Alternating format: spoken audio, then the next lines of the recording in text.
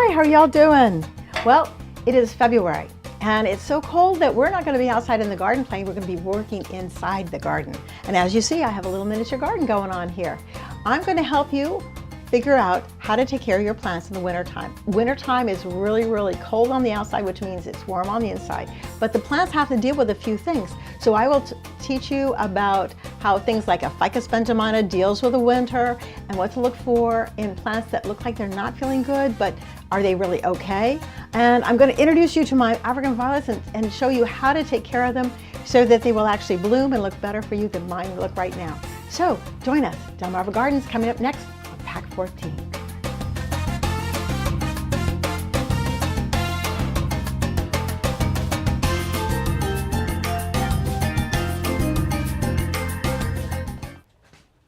There we go. You know, wintertime is a time that houseplants really do survive, but it's a different level of light because the sun itself is at a different lower level, and we're actually a lot drier than the spring, summer, or fall. I know if you live in an air-conditioned house, the air conditioning does take out a lot of the moisture because on the Delmarva Peninsula outside, we are just known so well for our mugginess, which is so cool. Not in the house though. But in the wintertime, we have a lot more drying effects going on, simply because the heaters are running all the time. And this really cold weather that we've had all winter has really dried a lot of things out. So a lot of people are going, oh my gosh, I have got some issues with my plants. Should I throw them out? So one of the things that they're looking at is, this is a ficus benjamina. A common name is called the weeping fig. It has tiny, really pretty little green leaves. And I have kept this in a very small pot for a very long time. So even though that this is almost 20 years old, it started out in a 4-inch pot and it's been growing very slowly. So instead of being an 8-foot to 10-foot high plant, it's only about 2 to 3 feet, probably 3 feet. So what I'm looking for right here is the green leaves that are really pretty are on the outside of the plant. That's exactly what needs to be done. Now the ones that are turning yellow, like this is turning yellow right here, that's, if you look at it, that's one of the older ones. Go even further in here, these are still green, but these are the older ones, and these are definitely turning yellow. And the yellow ones will fall off. This is not unusual for a ficus. They will drop their leaves. As you can see here, there's a lot of dropped leaves here. Ficus benjamina will drop their leaves if it's too cold, if it's too hot, if it's too dry, if it's too wet. If you look at them cross-eyed, shh, it's okay, I love you. So anyways, you just have to realize that that's what they do.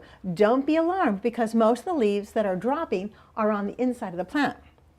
The other thing is, when you have a house that has a heating system, we don't have electric baseboard, we have a heating system that blows hot air. So, and we also have dogs, and that means that there's a little bit of dust and stuff like that in the air.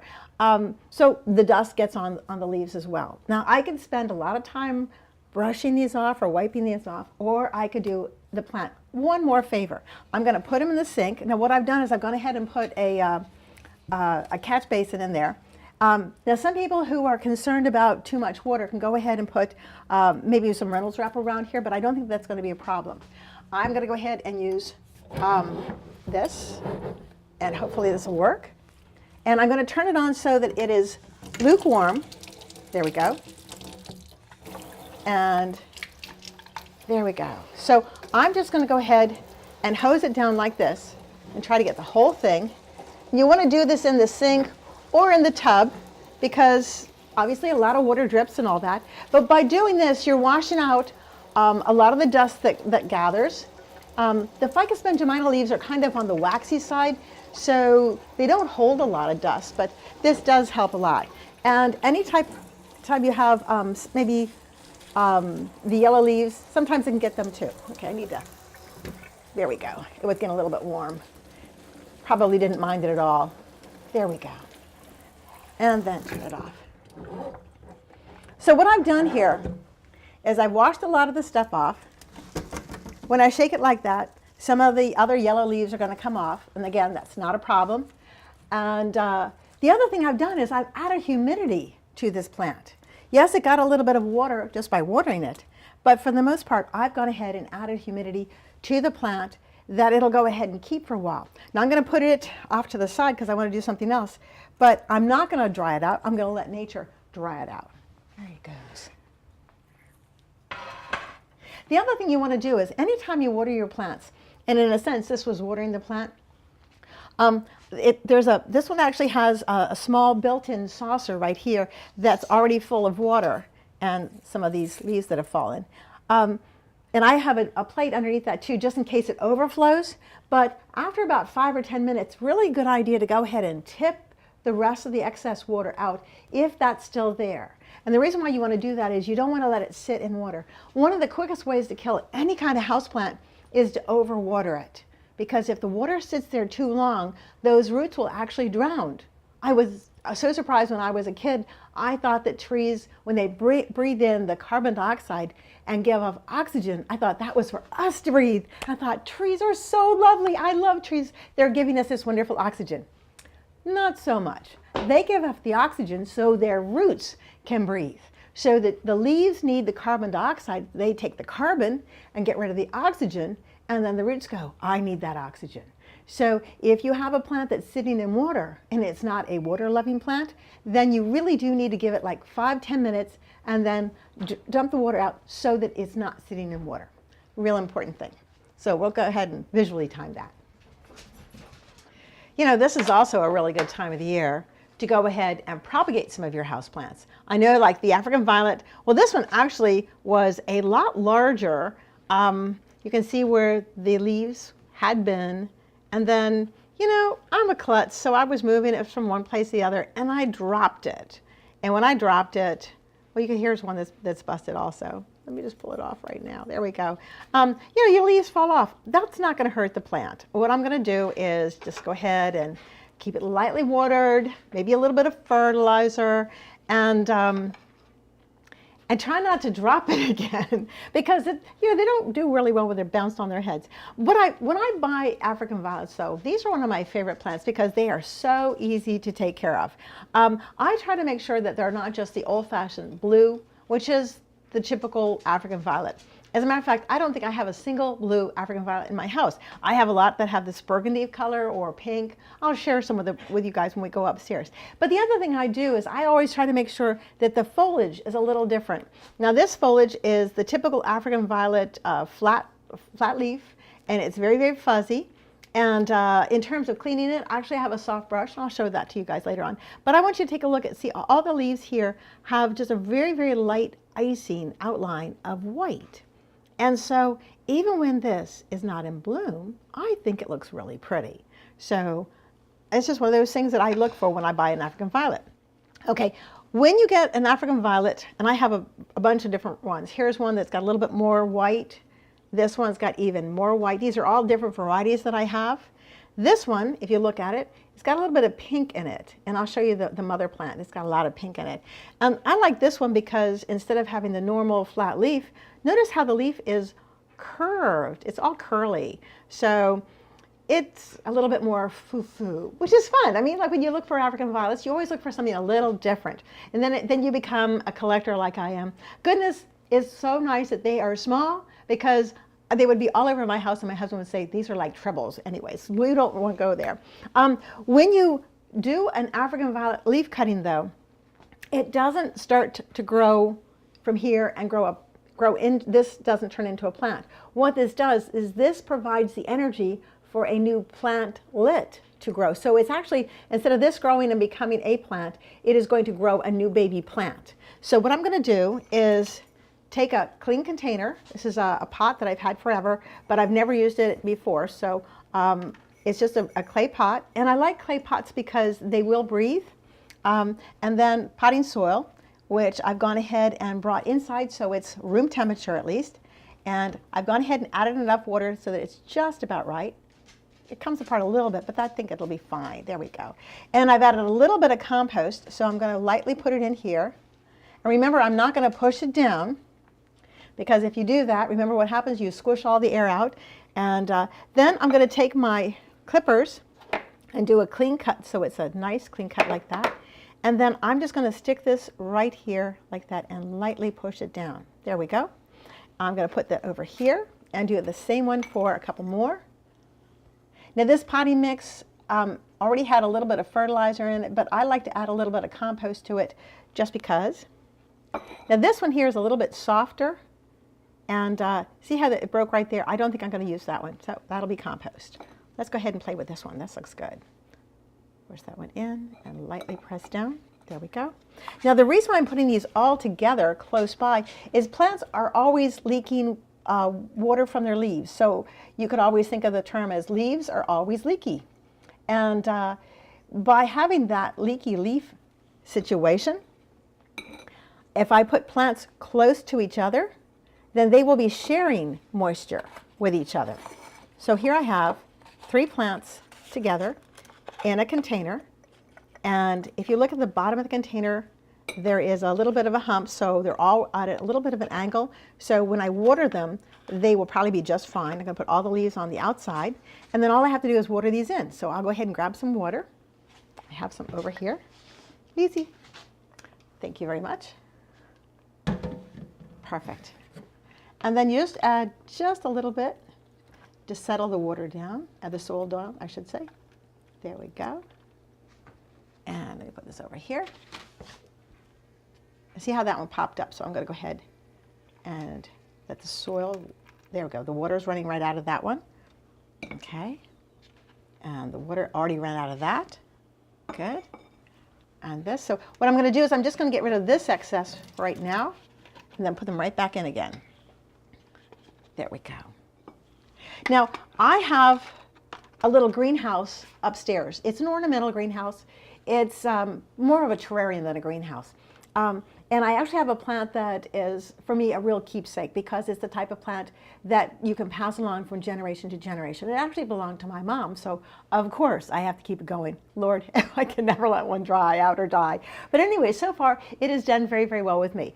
What I'm going to do is I'm going to put these in there so they will be able to share the moisture of that plant with these guys. These guys will get bright indirect light, but nothing really direct sunlight because I don't want that to happen. And then I'm going to have to make sure that these are watered on a regular basis to keep the soil evenly moist. And in a couple of months, I hope to show you some little baby plants. I have some friends that really want some, so hopefully that'll work out. Now, not all plants can be propagated that way. Oh, here's another one. Let's go ahead and do another one. See, they're like potato chips. You can't have just one. There we go. I'll put that one, oops, new, there we go. And a little bit of water around this one. There we go. The reason why you start with the water already in there is you don't, this type of potting soil does not absorb water really, really well. So you have to get the water in it first until it's really got enough moisture. And this has almost got enough moisture.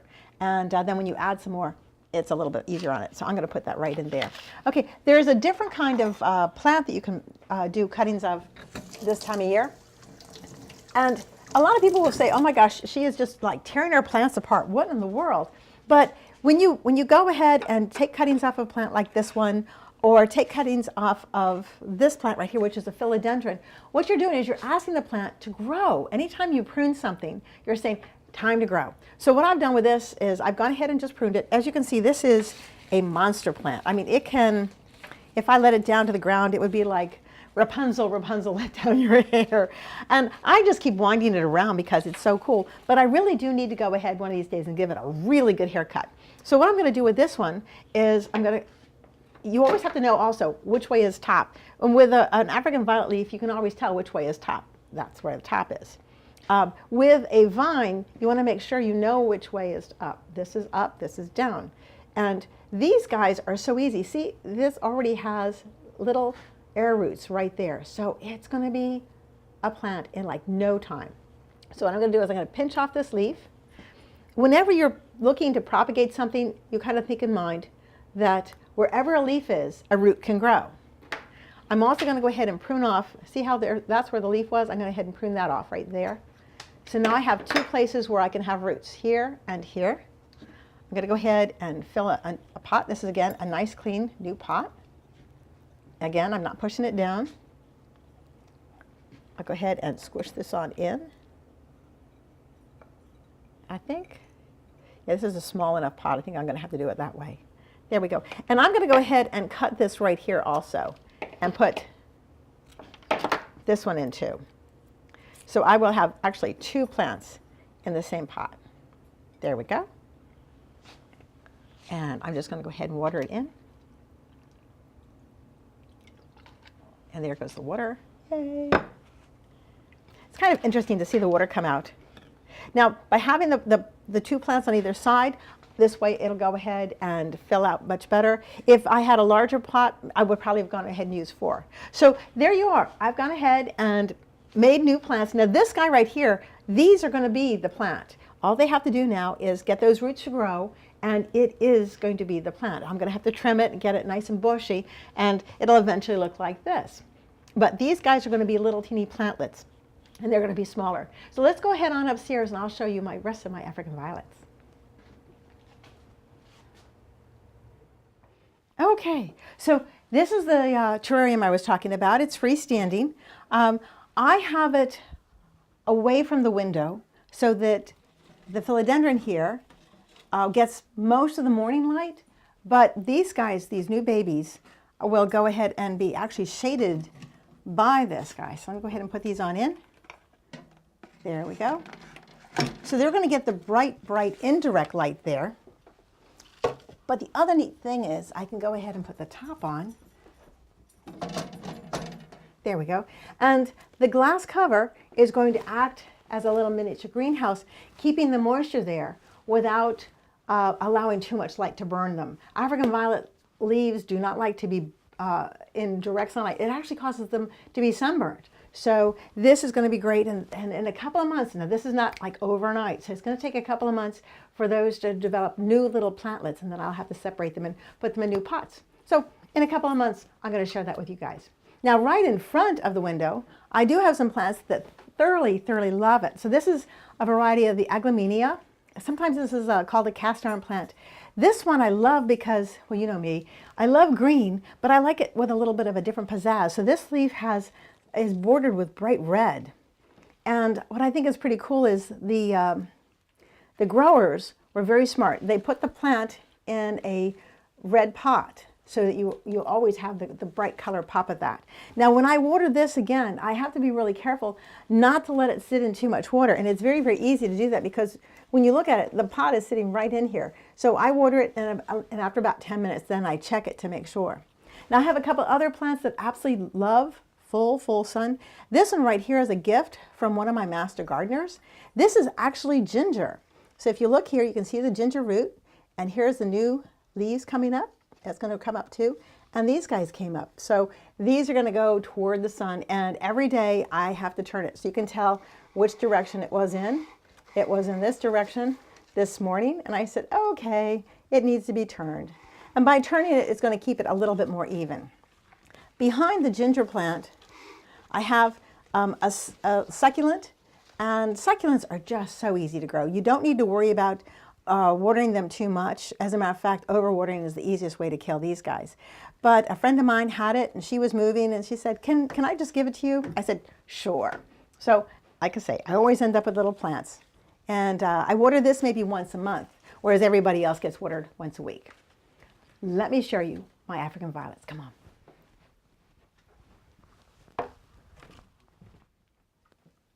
Well, here are some of my African violets. I didn't say all. Anyways, they're in the ideal situation because they are between two bright, bright windows. This is the south side of the house.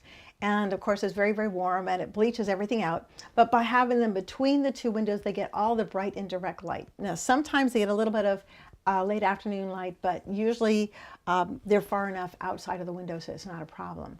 What I do want to show you though is that I am not the best housekeeper or plant keeper. I mean, I love them and they're all healthy, but take a look at this one. Notice how it's leaning in this direction. And this is one I absolutely love because it has the pink and white leaves. This one is a little bit more even. This one, you can see it's leaning in this direction. This one is cascading down this way. And this one is definitely cascading down also. So, you know, when you have something like that, you realize, you know, you really need to do something like turn the plant once a week. You have to water once a week. You should turn the plant once a week. So my New Year's resolution this year is to start treating my houseplants a little bit better. The other thing you should do is maybe once a year, or maybe often. Every now and then you need to dust the plants off. Now, African violets, if you ever touch the leaves, they are soft and fuzzy. They're very, very, almost like a dog's ear, very soft and fuzzy. But because they're soft and fuzzy, they also collect dust. So very gently, just take a brush and brush off the dust and some dog hair. There we go. That's not too bad. And, you know, if you have some dead leaves, go ahead and take the time to prune them out too. When you're watering these plants, it's really important. These are tropical plants. You cannot use really cold water. The water has got to sit out and be room temperature. And this is the same water that I use downstairs, so it's still room temperature, which is good. What you should do also is maybe once a month you should add a little bit of fertilizer. Now, I don't recommend adding a lot of fertilizer because if you add too much fertilizer, it's like you eat a lot, like a Thanksgiving meal, and then you're so stuffed. Oh my gosh, it's almost too much. So I'm going to go ahead and use some liquid fertilizer. Now, this obviously is not the original container, but it is one of the liquid fertilizers, and you don't need an awful a lot. I mean, maybe about a teaspoon. So here's a teaspoon, and I'm going to stir it up. So now see how the water turned blue? Isn't that cool? That tells you that there's plant food there. And with African violets, I think it's very important to, when you water them, be sure not to get the leaves wet, because if you get the leaves wet, they're going to spot on you. So what I try to do is I water between the leaves, like right there, a little bit. And see, you can see that the water already filled up here, so I have to be very careful to have this saucer here underneath this. So this one, there's a lot of space available, so I'll just go ahead and do that. This one, I'm going to actually move a leaf aside and add just a little bit. I'd rather underwater my leaves, my plants, than overwater. This guy, just a little bit. There we go. And this guy, just a little bit. There we go. And that's truly all you have to do to water the plants. Now, if you come by in about 10 minutes and there's no water, and you pick up the plant and the plant still feels very, very light, then maybe you should give it a little bit more. But again, it's better to err on the dry side than on the wet side. And the other thing also, like I did downstairs, I have all these plants together. They're enjoying the perfect sunlight, but they're also enjoying each other's company, and they're also sharing their moisture, because remember, leaves are leaky. They're always leaking moisture. So these are always going ahead and putting out a little bit of moisture, having them together. They're a happy camper. So it's kind of like a family thing going on here. Well, I hope that you've had fun and learned a little bit about some houseplants, and you aren't afraid to go ahead and do a little bit of pruning if you have to, a lot of cleaning, and also if you break a leaf off, don't throw it away, start a new plant. I hope you'll have fun with that too. And thank you so much for joining me for Delmarva Gardens right here on Pack 14.